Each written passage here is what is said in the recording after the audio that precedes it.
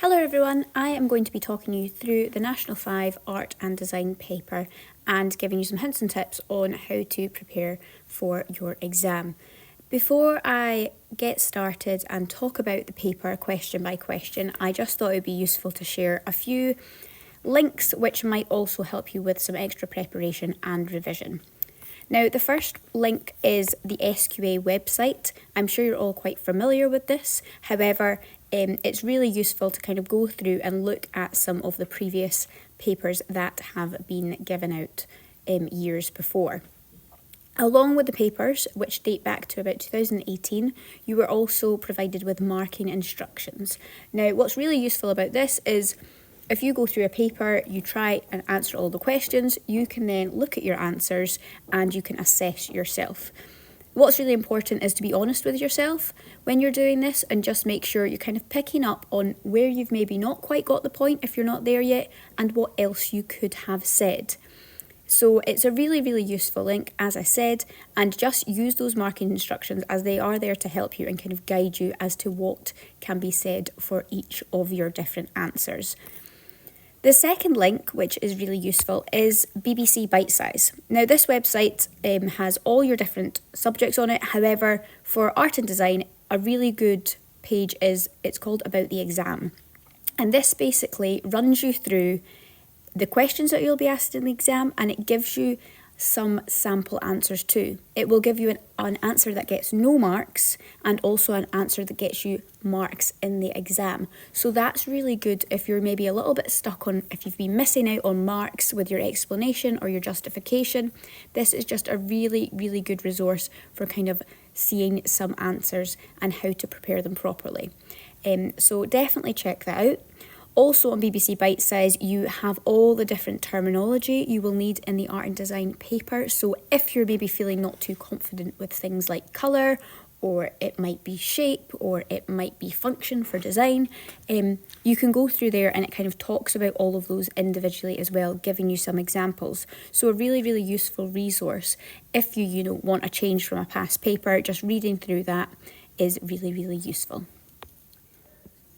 On the day of your exam, you will get a paper that looks a little bit like this on the side of the screen. The paper is a total of 50 marks, okay? So they're split into kind of two main sections, the expressive section and the design section. So the first section will be all about your expressive art studies, which is worth 25 marks. In this section, you will answer question 1 and one other question, that being your unseen question. In section 2, that is about your design studies, and that is worth 25 marks as well. A very similar format, you will answer question 7 and one other question, which will be your design unseen question. Now, my advice to you would be, the paper is an hour and 30 minutes, an hour and a half. So I would split your time into about 45 minutes for each section, okay? So this is what's really important to practice when you're at home, is just splitting your time when you're answering your questions so that on the day you are prepared and you're not running out of time. The first question you will be faced with in your exam will be question number 1, which is about your expressive art studies. And question 1 is all about the artists that you have studied in class with your teacher. I would spend about 25 to 30 minutes on this question, no more than 30, okay? Aim for 25, and if you need to add in a few extra points, you can use that time. The first part of question 1 is question 1A, which is worth 10 marks, okay? Now, this question is always quite similar with the format. However, the bullet points and the little section at the bottom always kind of change on the day. To split this question up, to gain your 10 marks, you need to know that 8 marks will come from commenting on the 3 prompts that are given to you. For example, in this question, the 3 prompts you're given are composition, arrangement, texture, and style. And then the final point asks you your opinion on the visual impact. You need to respond to all of the prompts, but you don't need to give the same amount of points for each artwork, okay? So for example, what you might do some subheadings for these 8 marks, and you might write your artist's name. For example, if you were studying Ralph Goins, you might write that down. And you might write down a composition comment times 2, a texture comment, and a style comment. That would mean you would get 4 marks for that one artist. Then you could do another subheading of your second artist name, for example, Paul Cézanne, and you could then make a composition comment, a texture comment, a second texture comment, and a style comment. Now, this would mean that you have ticked all 8 marks because you've commented on 8 different things. But as you can see, you are commenting on every single prompt. There will be prompts that you feel you remember more about. So for example, artist 1, it might be that I've remembered more about composition. But artist 2, I've remembered a little bit more about texture. As long as you're commenting on each prompt at least once for each artist, you can add in those extra comments wherever you would like, as long as you've written 8 statements or comments down. The final 2 marks for this question are for the opinion part at the bottom of question 1A. This is often forgot about or kind of skimmed over, and you lose a whole 2 marks if you don't even attempt this, okay? So it's really important to read that last part. And this will always relate to a prompt itself, okay? So it will always relate to maybe visual impact, for example here, or it could be what is your opinion on style, something like that. What to do when you're starting off question 1A, always start your response for this question by stating the artists and artworks you've studied. If you do not do that, you won't get any points at all for question 1A. So it's really important to start with a statement similar to this one on the screen. Now, depending who you have studied with your teacher, this sentence will vary. But if it was my class, they would start with a sentence something like, I have studied Still Life with Spoons, 1998 by Ralph Goins, and Still Life with Plaster, 1895 by Paul Cézanne. Both artworks are composed still life setups.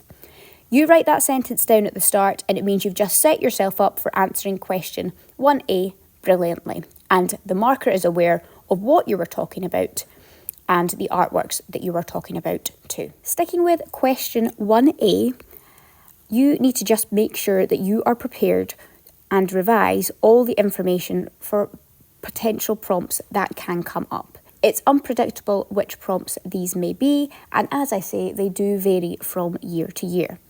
The potential things that could come up are subject matter or imagery.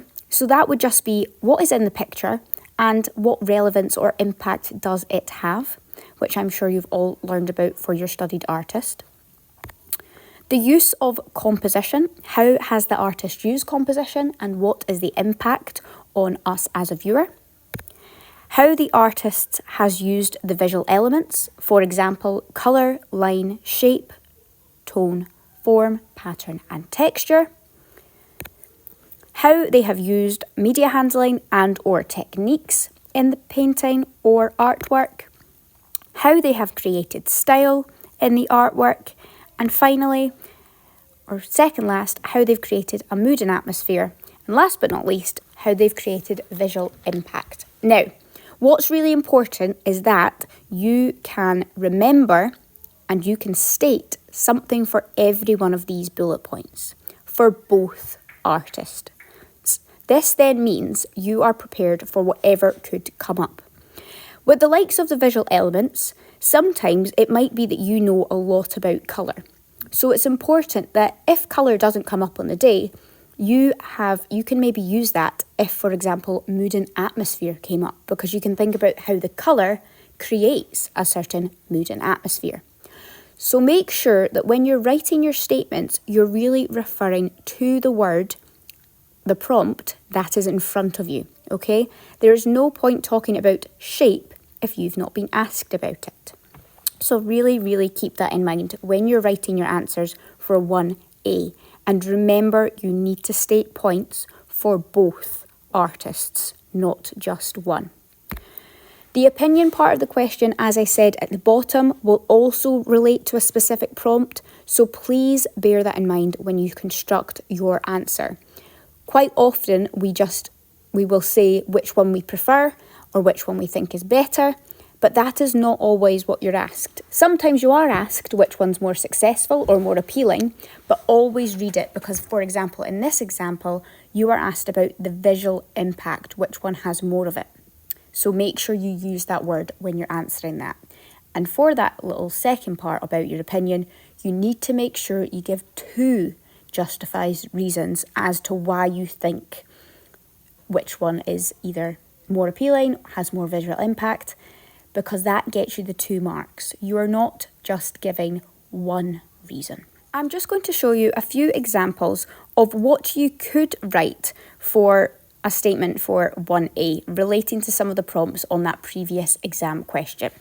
Now, if I was asked about composition, I would say the focal point is the red bottle as it is in the centre of the artwork and is the tallest object in the still life. This draws the viewer's attention. Now, this is very simple and this is a very simple point. However, this is how you get a mark. You need to note down the technique, the compositional technique, for example, here is focal point, where you see it, which is in the centre of the artwork, and what the impact is of that, okay? Because this red bottle is in the centre, it is the focal point and it draws your attention into the artwork. So very simple, but that is an example of a great answer and worth 1 mark. It doesn't need to be long-winded, so just make sure you're kind of making your points relevant and not wasting too much time repeating yourself. The second one is more of an opinion-based one, and this one is about visual impact. So, for example, I could say, I think the Ralph Goins painting has the most visual impact as the still life has a dark background, making it dramatic, which makes the mundane objects have status. So here, I'm stating which one I think has more visual impact, and I'm talking about where I see it, which is the dark background, because it's making it more dramatic and also makes the mundane objects have status. So I'm justifying that dark background being what's making it have more visual impact for 2 reasons. 1, it's more dramatic, and 2, it gives the mundane objects status. So that's how you could answer some of your questions. Now, what I would do just now is I would have a go at the question on the previous slide in relation to your studied artists. Time yourself and give yourself 20 minutes to answer 1A and see how much you can write in that time. Moving on to question 1B, which is still about your studied artists. Now, this question is worth 5 marks, okay? And I would spend 5 to 10 minutes, no more than 10, on this part of the question. Now, what's important about this is that the question pretty much stays the same year to year. You are always asked about the influences on an artist and their practice. However, rather than like in question 1A, question 1B, you're only focusing on one artist, okay? That is very important for you to remember. So pick the artist you're going to talk about and learn that information off by heart. You can revise for this because it's always the same, so learn your answer and then you can guarantee yourself 5 marks for this question. You need to talk about examples of influences on their artwork. It doesn't necessarily need to be the artwork you spoke about in part A, but it needs to be about their artwork and their practice and maybe changes that have happened throughout. But you need to give examples of these influences. And you really need to describe how the influences have had an impact on their work. Okay, that's really important. Always have that impact statement. You need to make sure in this section that your information is factually correct. You are not expressing your opinion. You are not expressing speculative information, you are simply commenting on facts to show that you have studied the topic and that you have revised information on this artist. An example statement for part B of the question would be this. In 1974, Goins moved from California to New York. This change in location had an impact on the subject matter he was painting. He turned his focus to the New York diner location in a series of his works. This is very clear in his painting Still Life with Spoons, as he has chosen classic objects from a New York diner, such as tomato sauce, mustard, salt, and pepper. This is a great example of how you can get 2 marks in that 5-mark question. So what you need to do is write 3 similar statements to the one above, and you will achieve a full 5 marks. So think about 3 influences on that artwork and artist, and think about the impacts that they have had. You need to make sure you answer with that impact statement, as that is what gets you the marks. You can guarantee yourself 5 out of 5 in here if you revise this part. As I said earlier, it is predictable and is the same year to year.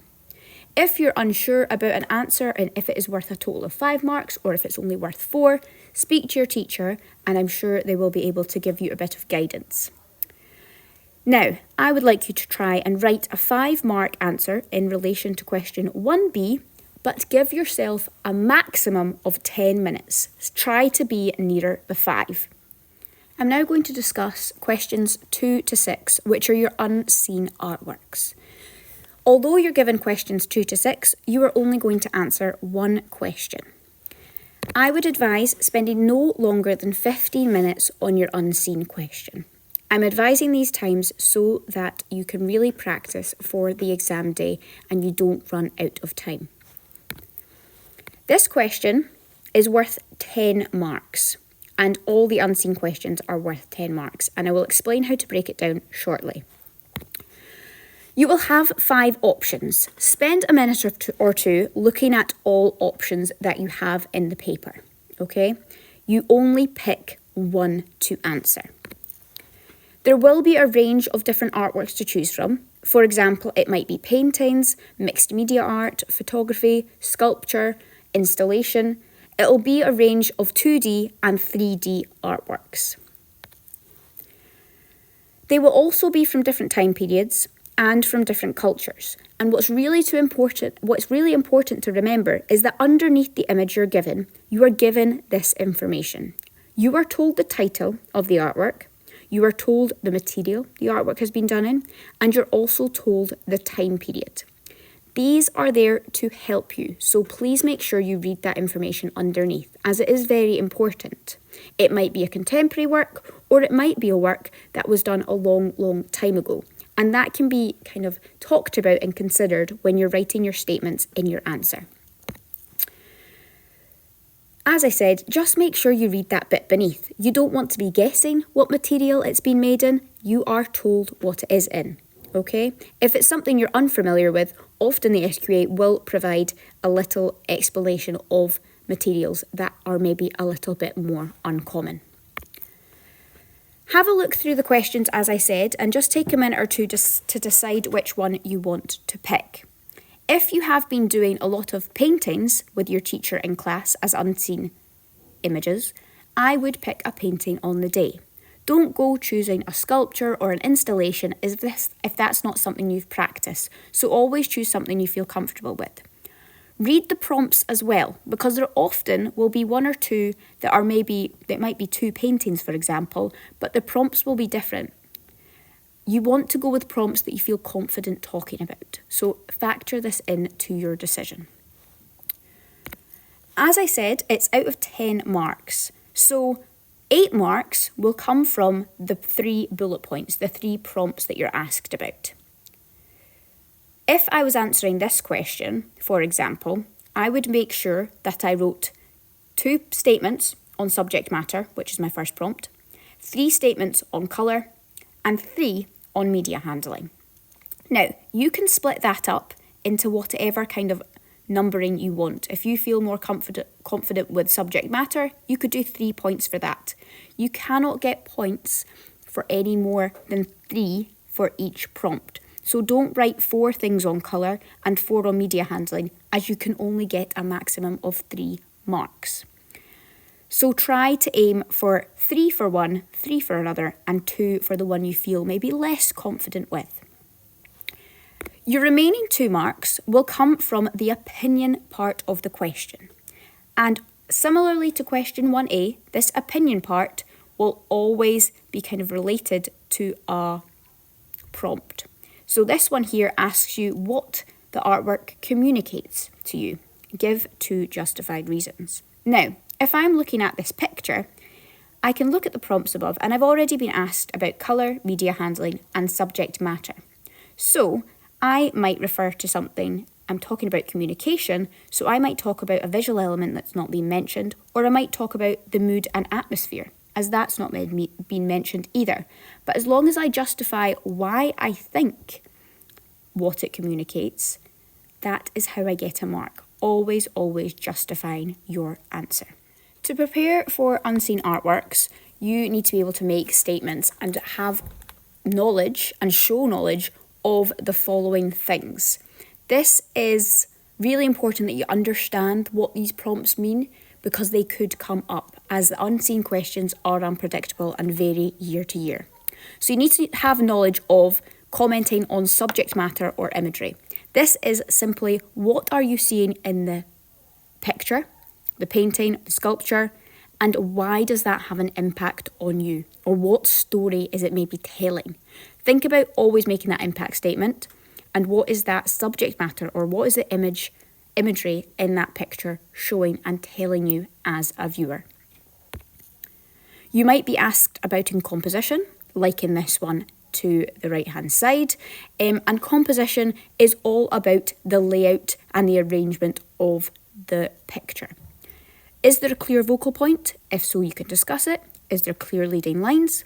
Is there a specific pose that might be to do with kind of a portrait or picture of people? Is there a specific viewpoint? Is there a rule of thirds used? Those are the sort of things I want you to be considering. You'll have all discussed composition with your teacher, I'm sure, in the past, but think about some of those things when you're looking at the picture. And again, always stating why it has an impact on you, or how does it lead your eyes around the page. Are your eyes going from one area to another, and why is that? It's probably to do with the way the picture has been laid out.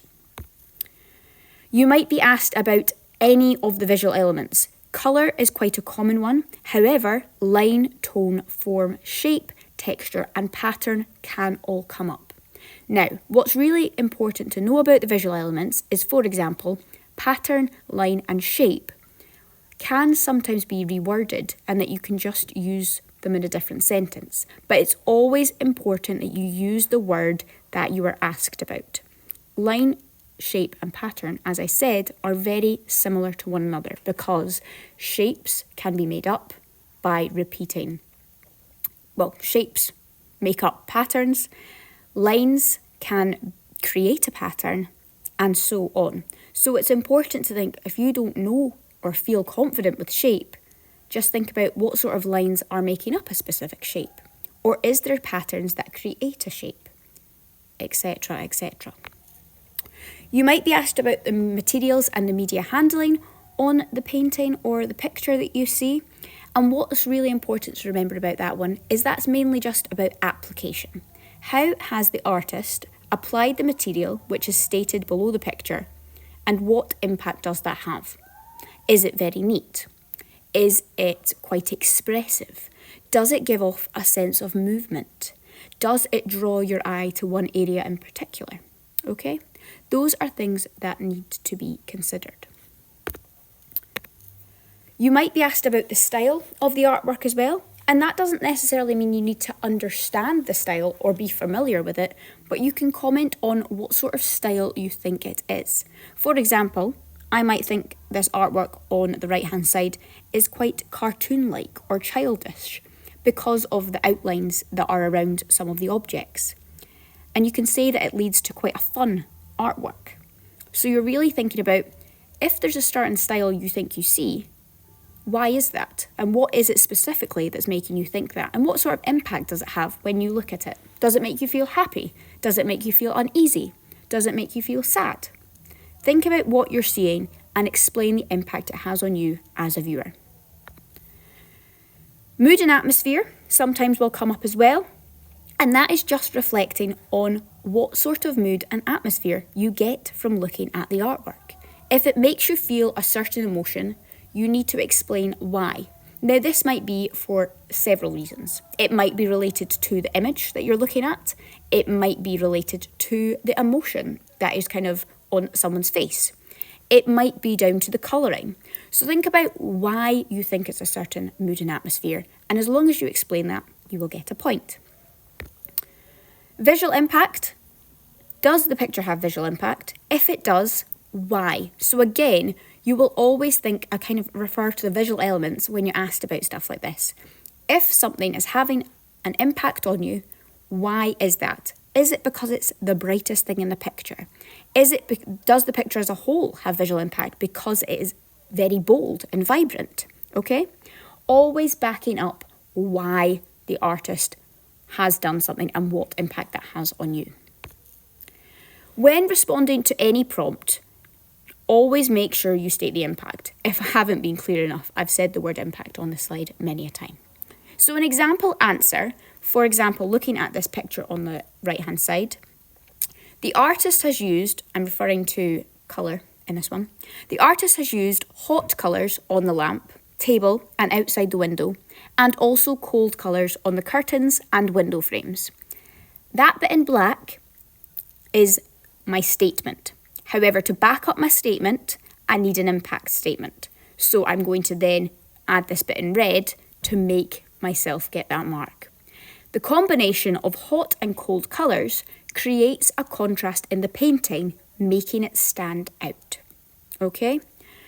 So as long as you discuss the colour, for example, in this one, where you're kind of seeing it, and what the impact is, that is what gets you the mark. And you would then have to do similarly with the other prompts that you're given. Always making sure you write 8 statements similar to that with reference to the prompts and also the opinion-based part. For my opinion-based part, I am asked to comment on the style of the painting, and I would say something like, I think the painting has a cartoon style to it.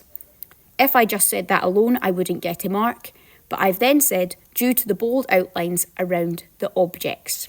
Okay? So quite a simple answer, but I am backing it up with why I think that and why that is my opinion. So what I would like you to do now is I would like you to set a timer for 15 minutes and have a go at this question on the screen, which is interior with lamp, created in 1953. So time yourself for 15 minutes, see what you can write, referring to the prompts and referring to the opinion part, and think about how would you score those 10 marks. Next, we're going to talk about your design studies section, which is section 2 of the paper. Now, this question that you're going to answer about your designers is always question 7, okay? Now, some people will feel more confident talking about designers first of all, and will maybe want to get it out of the way. You can choose to do this paper in whatever order you want. Just make sure that you write the number of what question you are answering next to your answer, so that it's very crystal clear to the marker. So when you get to question 7, that is about your design studies and about the designers that you have studied in class. Similarly to the first half of the paper, you're going to spend 25 to 30 minutes on question 7A and 7B altogether. 7A is worth 10 marks. Now, you'll probably feel that these questions are quite similar, 1A and B and 7A and 7B, because they are. They're just about different, well, one's about artists and one is about designers. So 7A is worth 10 marks. 8 marks come from commenting on the 3 given prompts, and you need to respond to all of the prompts. However, you don't need to comment on each prompt the same amount of times for each design and designer. What you might want to do is similarly to how I kind of formatted my last question for my artists, is with the designers, you might put a subheading of your first designer, their name, and you might have then your comments beneath. I'm going to have 2 function comments for this designer, 1 style comment and 1 materials comment. That gives me 4 comments.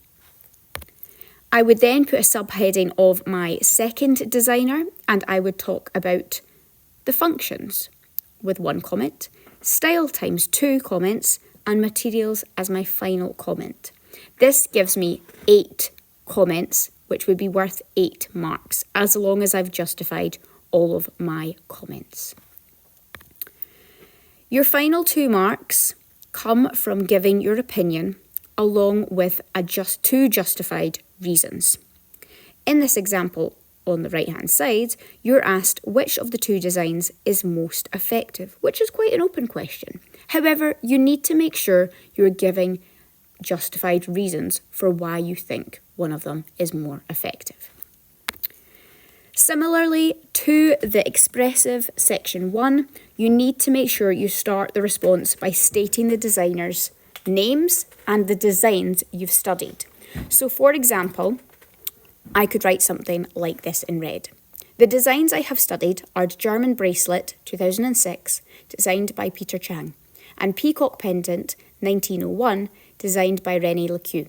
Both are unique jewellery designs.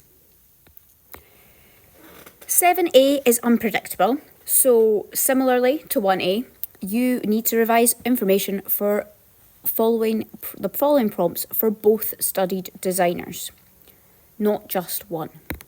So I want to make sure that you can prepare yourself for commenting on how the designers have used or considered function and fitness for purpose. So for example, if you have been studying a bracelet or a necklace, how has it been considered maybe the weight or the material, or how it would fit? Is it comfortable?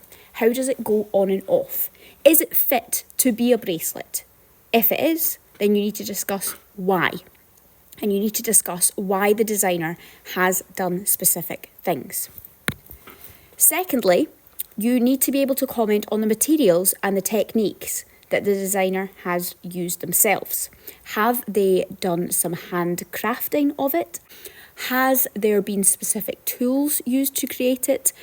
Or is there very expensive materials? Because that is all really important to comment on, and it will factor in maybe if something is heavy, if something is expensive to buy, if it makes it a really bespoke piece, if it adds a pop of colour. So really consider what materials and techniques have been used by the designer and what impact does it have when you're looking at it or if you were to wear it. How has the designer considered their target market and their audience? Who would the piece be worn by and why? If it's brightly coloured, has it been made to be a statement piece? If it is something a little bit more elegant, do you think it would be worn to a more formal event? Okay, make sure you can think about and answer who the target market and audience is for your design. Has your designer created a particular style or been inspired by a particular style? If so, what is that style and where can you see it on the design? Sometimes you will be asked about a visual element. It might be colour, line, shape, tone, form, pattern and texture, and you would comment on where you see this on the design and what impact it has. Does the design create visual impact? If it does, how so? And it might be to do with a visual element, for example, colour, or it might be to do with the style that it has been created in. So really consider what is impacting about it and why. Now, finally, the opinion part of the question, similarly to before, is always kind of about a specific prompt, or it might be about which one is more successful or effective. And just make sure you bear in mind what the question is asking you about, because that is how you will score your points. And remember, you need to give 2 justified reasons for your answer.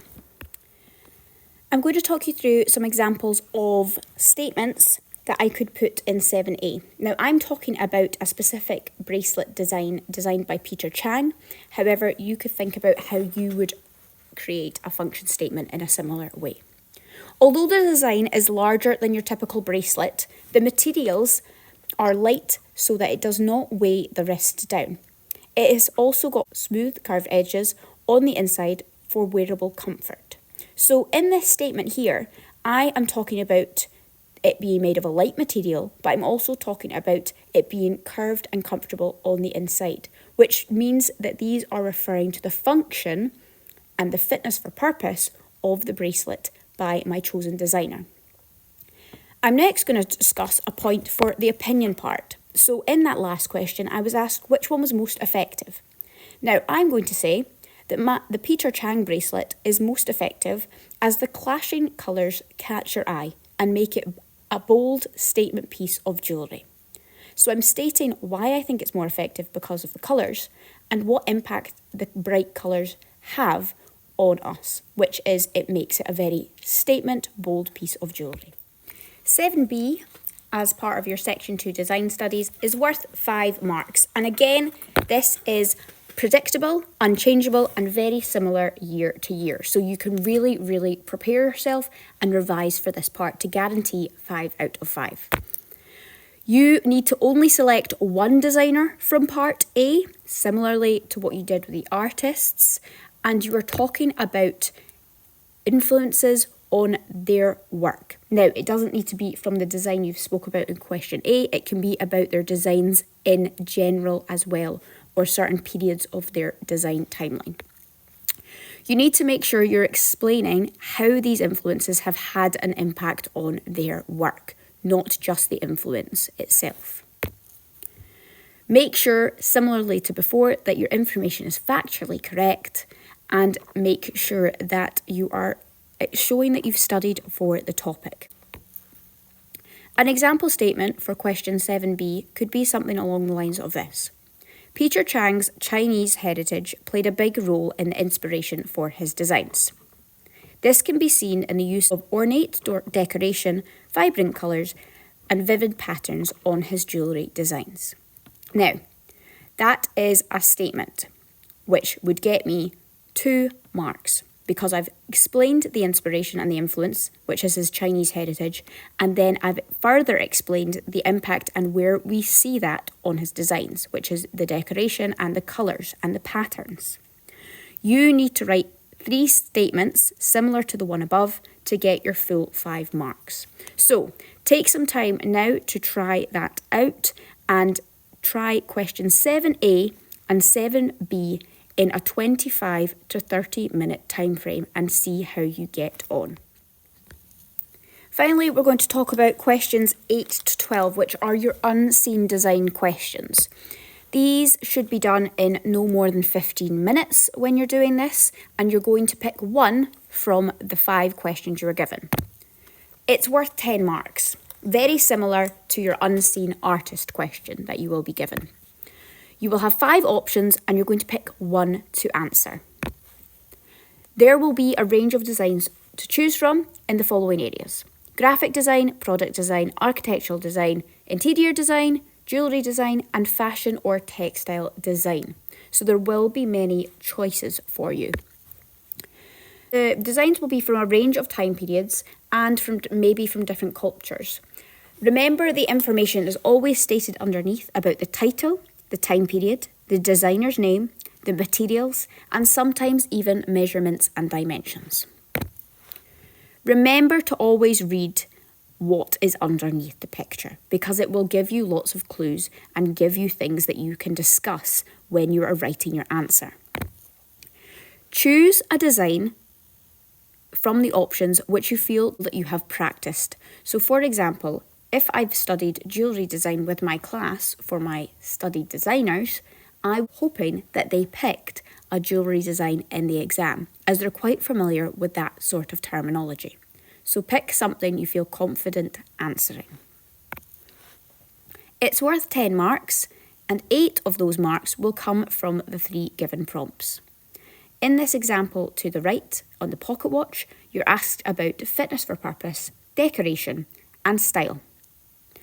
I would, for example, split my answer up so that I've got 2 statements on fitness for purpose, 3 statements for decoration, and 3 for style, making sure each of those statements have an impact statement at the end. The last 2 marks will come from expressing my opinion in relation to a specific prompt.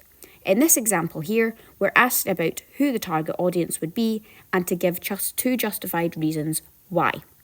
So it's really important you think about that split of 8 marks and 2 marks to get a full 10 marks. To prepare for your unseen design questions, you need to make sure you are confident making statements on the following.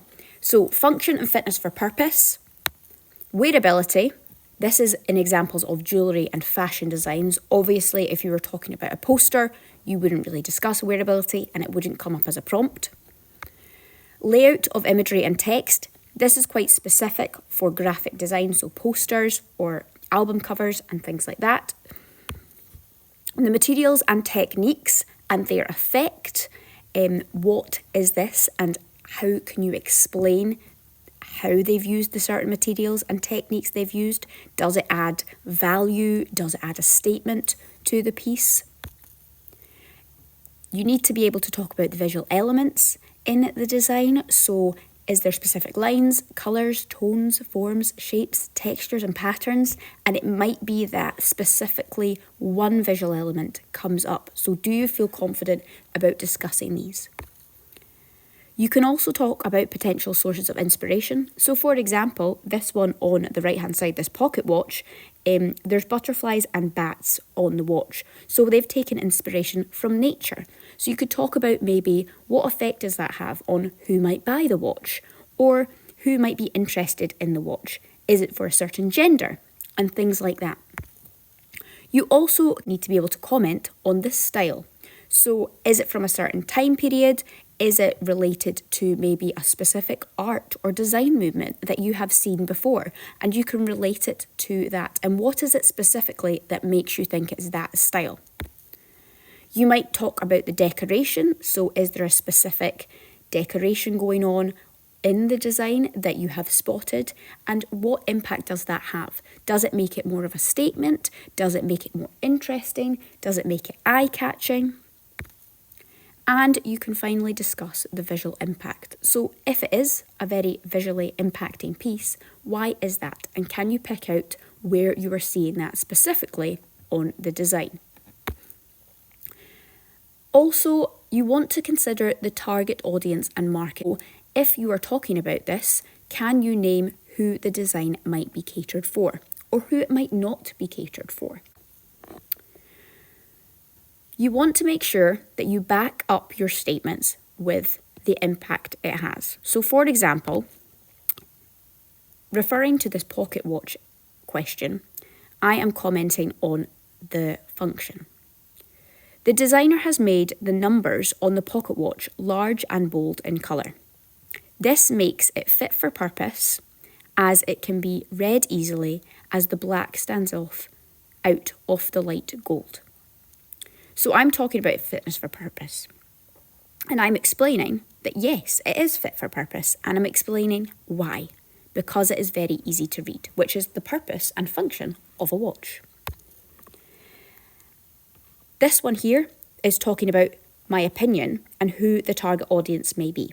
And I have said, I think wealthy people would be the target market as it is made from expensive materials.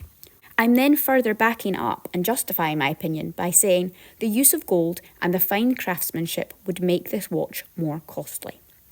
Now, what I would like you to do is give yourself 15 minutes to attempt this question or a design question that you feel confident answering and getting 10 marks out of 10. Challenge yourself, time yourself, and see how you get on. Finally, I'm going to go over some exam and revision tips for you to get prepared for your prelims and upcoming exams. First of all, it's pretty self-explanatory, but just make sure you read the questions very carefully. Don't respond to the wrong prompts, because then you would be wasting an awful lot of time and not getting any marks for your hard work. So read the questions really, really carefully. Consider making a structured response. So for example, in questions 1A and 1B, 7A and 7B, I discussed adding subheadings. This will just help you keep yourself on track. If you've not written in this format before, maybe give it a go. Make sure you adapt your knowledge of the question that you're asked. So for example, if colour is an important aspect of an artwork that you've studied, but you're not asked about it in question 1A, think about how you could apply that to other areas. So could you talk about the mood and atmosphere and talk about how colour contributes to this? Make sure you're not repeating previous comments. For example, when it comes to the opinion part of questions, we're quite often tempted to repeat what we've written before, but make sure you're writing different statements, as you won't get marks for repeated comments. Make sure you're practicing past papers while timing yourself. This is the key to being able to do it on the day and not feeling overly rushed. Use notes the first time you ever answer a past paper at home revising, and then try it without and see what you can remember. This will be able to show you where the gaps in your knowledge are and what you need to study a little bit more. And last but not least, a little tip to help you kind of memorise some of your artist and designer's information is make flashcards. This is a great way to work with yourself, work with parents or carers, or even your friends in your class. Good luck with your prelim, good luck with your exam. I'm sure you will all do a fantastic job.